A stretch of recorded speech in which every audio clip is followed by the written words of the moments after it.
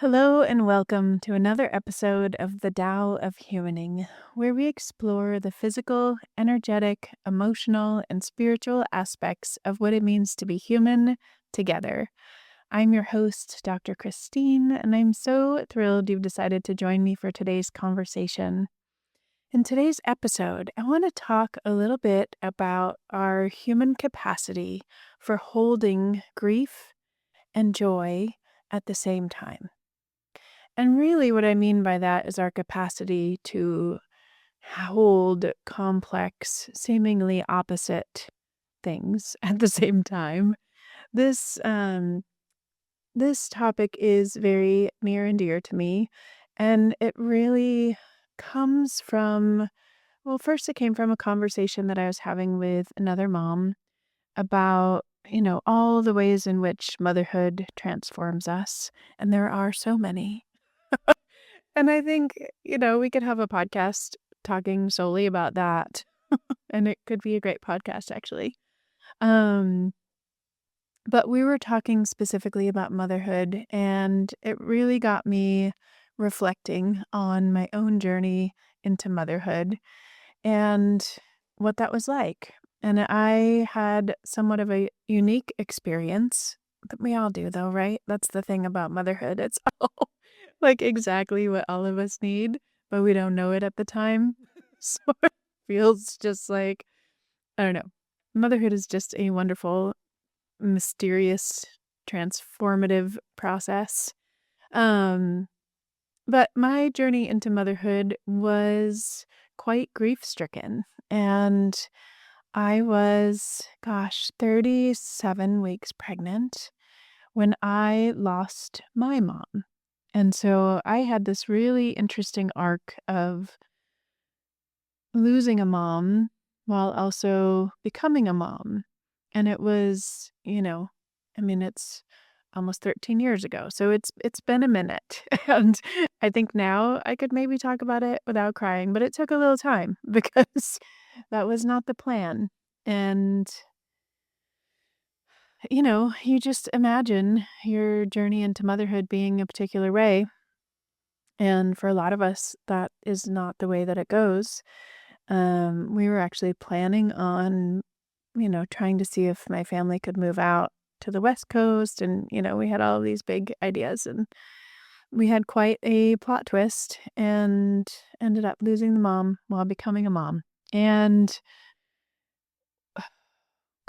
what I realized through that is just our incredible capacity to hold these conflicting things, right? Like here I was thrilled at being pregnant and then giving birth and having this indescribable heart expanding experience of birth and motherhood, right? And all of a sudden there's this person like now I can't like it's weird to think about life without my son in it. So weird. I had like a whole lifetime before he was here.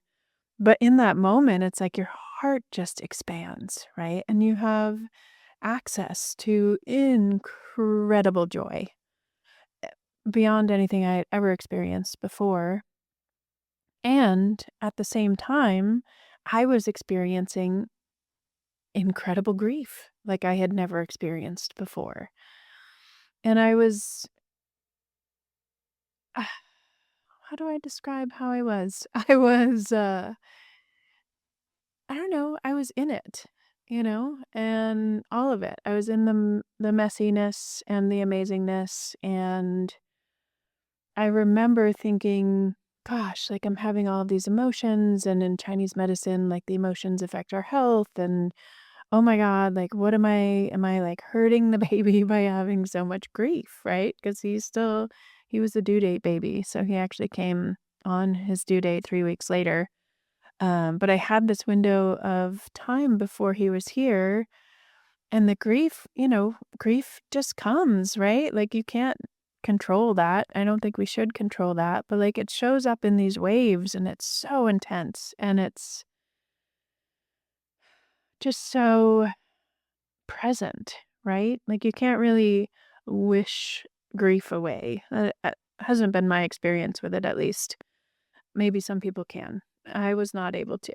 And I remember having these concerns of like, "Oh my gosh, like, am I gonna injure my child's lung chi?" Or whatever it was, right?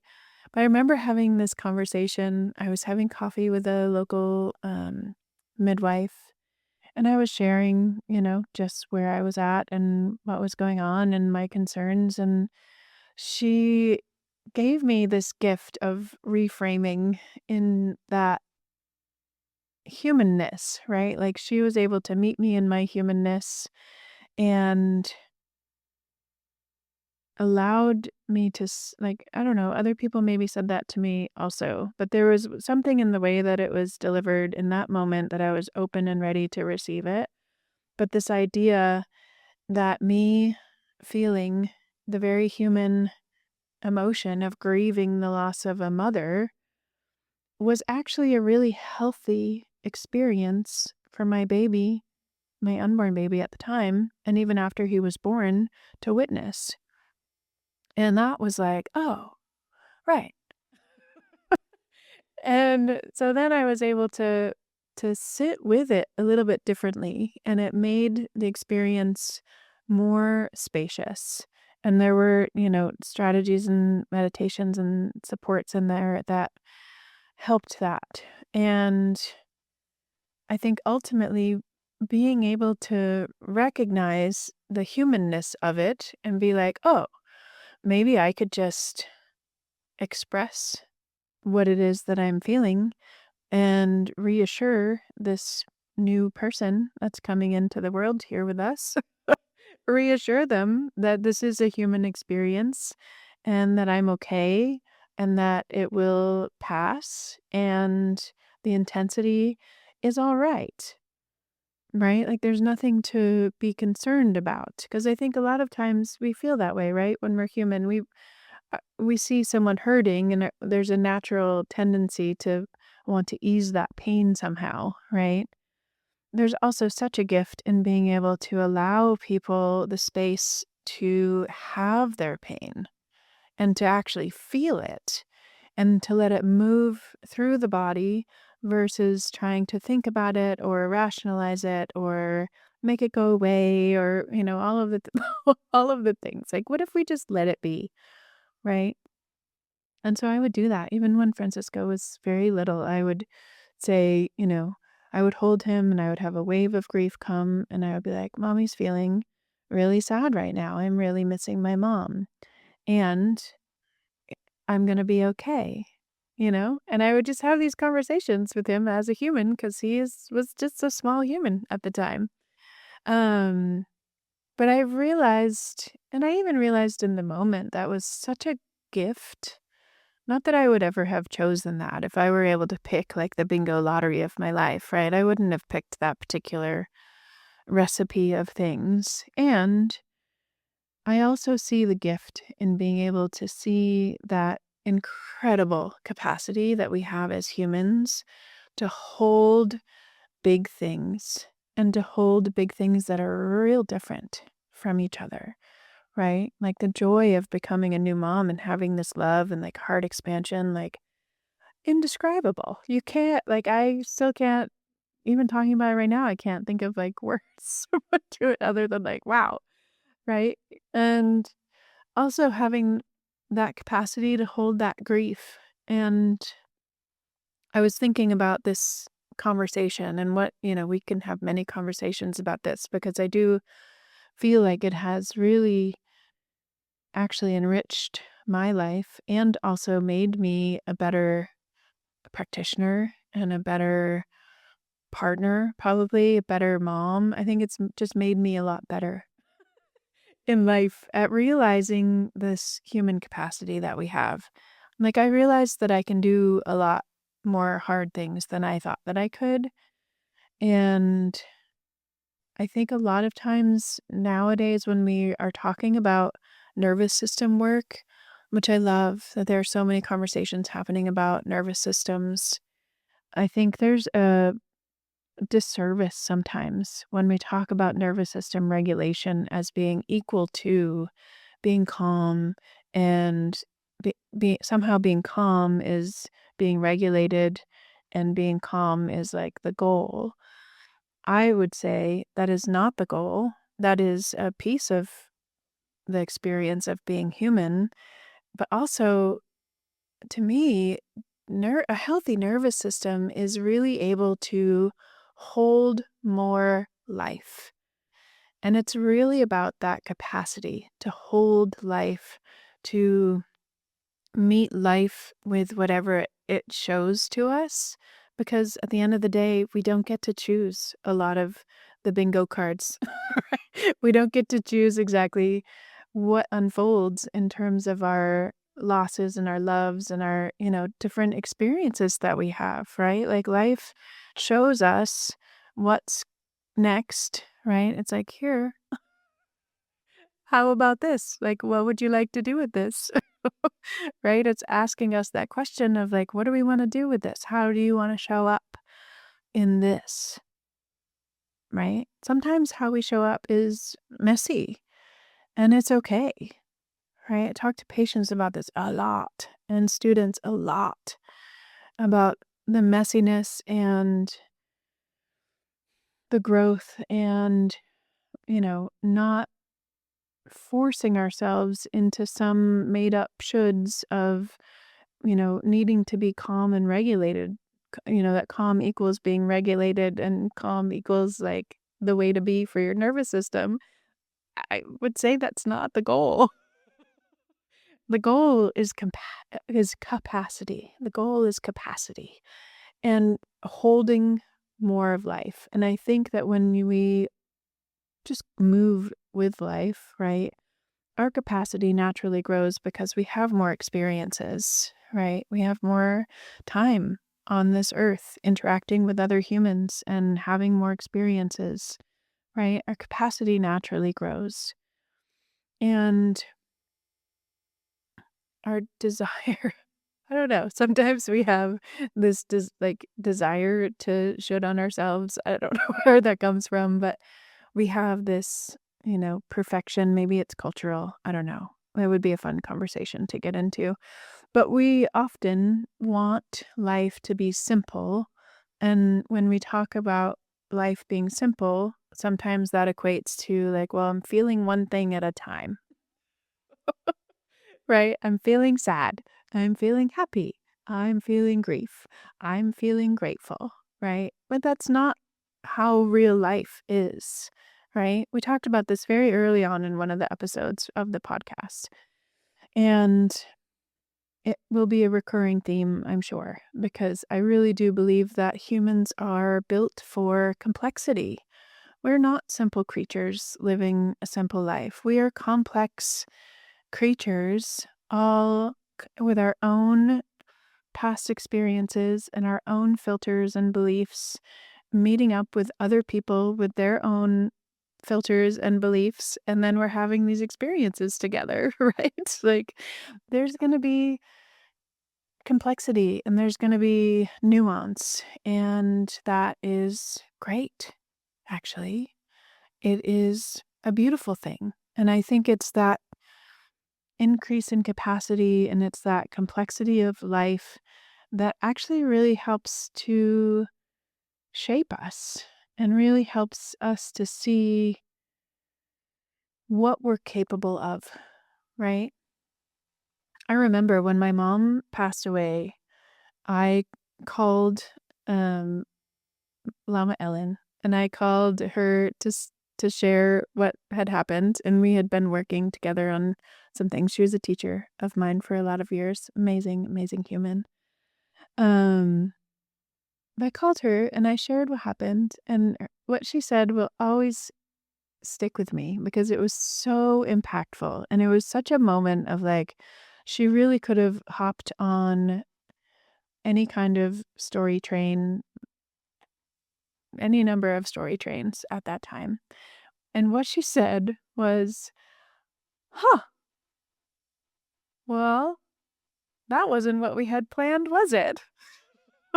And I actually laughed. It actually brought humor to a moment that was just so sad and so overwhelming. And to have someone like meet me there and just be like, well, shoot, it's not like this wasn't what we had planned, right? It was a plot twist. And that's one of the things that I enjoy training is embracing this idea of a plot twist in life. And so sometimes when there are big hiccups, big unexpected things, my husband and I will actually be like, "Oh, plot twist." Like, "Okay, what are we gonna do with this crazy thing that came out of nowhere that we weren't expecting?" Right? But being able to have that, I don't know. And then, of course, she was like, "I'm so sorry to hear it. How are you doing?" Like, all of, the support things. But honestly, like, having someone be like, "Wow," like, honoring the fact that I was in a big plot twist was really impactful and so supportive. And it allowed me to just be in that space, right? There wasn't any like, "Oh, what are you gonna do?" Like, there's none of that. It was just holding some space. And because I was able to have this space and this, these different perspectives and ways of looking at, being grateful for the gift of my mom and like, shifting, moving with the energy of grief and like having these toolboxes and these supportive people around me. And my husband, God bless him, was such a rock at the time. And yeah, it really allowed me to experience that in a way that I would never have expected was possible.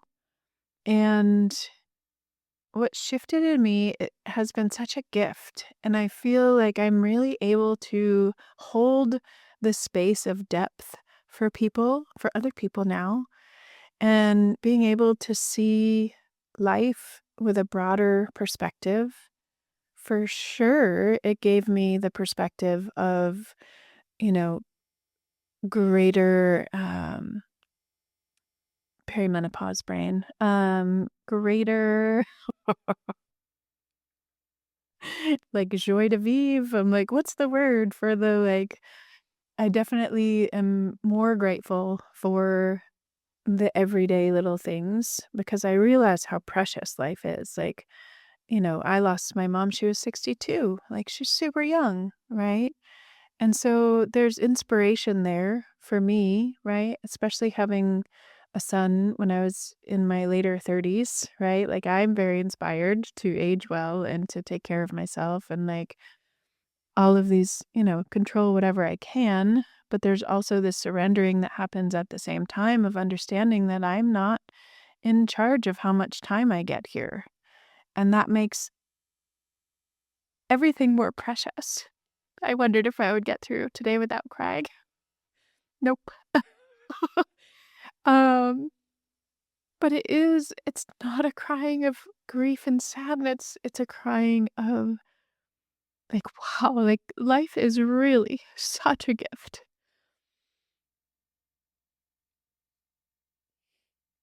And being able to feel that on, a random Monday afternoon because I start talking about how inspired, like, all of these things are, right? And our complexity in this human experience and, like, it's just brought so much joy and so much reverence for life. I think reverence is probably the word that I was maybe looking for.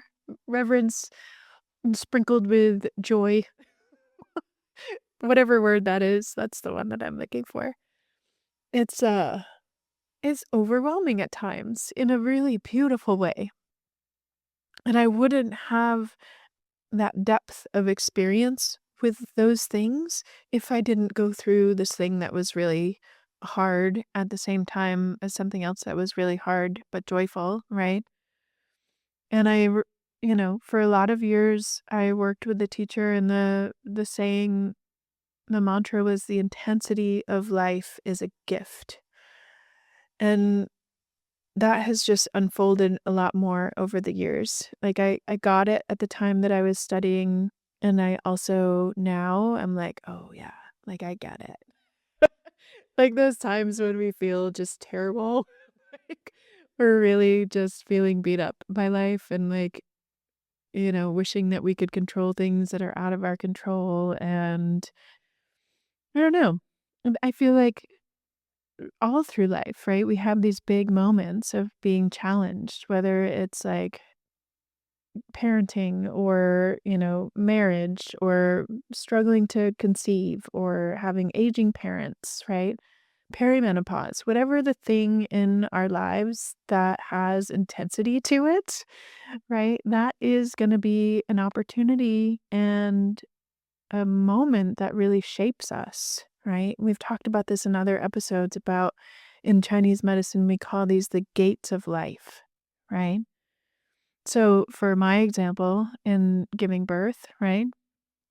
Also having this incredible grief and sadness as part of that, probably some anger too, at the situation and like just upset that it was happening. That time was a restructuring, right? It's that recalibration. Everything was discombobulated because I had just given birth and I was in this grief and loss time, right? But because of the way that I was able to embrace that intensity and not shut down to that intensity, I was able to actually open to the intensity of that time and be with it and allow it to shape me and to help me, release whatever I needed to release and shore up and strengthen the areas that I needed to shore up and strengthen. Leaps and bounds, what a gift. I really, yeah, this could be more conversations for sure. But if you are in a space where you are holding a lot of things and you're also feeling a lot of joy, know that that is an amazing gift too. I talked to a lot of patients. I was just talking to a patient this week about it. She had done a embryo transfer and was talking about all of this gratitude that she was having and also fear that it wasn't going to work and also grief and just all of the things, right? And being grateful because they already have one child, they're trying for their second, and like just all the humanness, right? Like that building, expanding, growing of our human capacity is really what it's all about, right? So that we can have more capacity for life, that we can show up with greater ease, that we can show up more open and more us at the end of the day, right? Without all of the shoulds, without all of the whatever expectations that we put on ourselves or put on other people. It's like let the life do what it needs to do, right? Like we don't need to do anything. We could open to life, allowing life to show up and to see, like, I wonder how much more open I could be in this moment, right? Some moments it might not be all that open. That's okay too, right? Some moments you might be more mad and some moments you might be more sad, and that's great.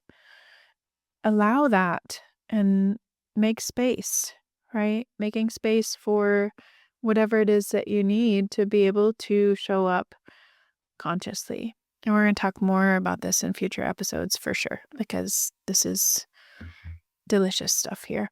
Um, but if you are experiencing the intensity, know that it could be a gift. I wonder how much of a gift it might be for you. Even if it doesn't feel like it in the moment, know that you're not alone and know that you can handle way more than you think you can. Okay, bye for now.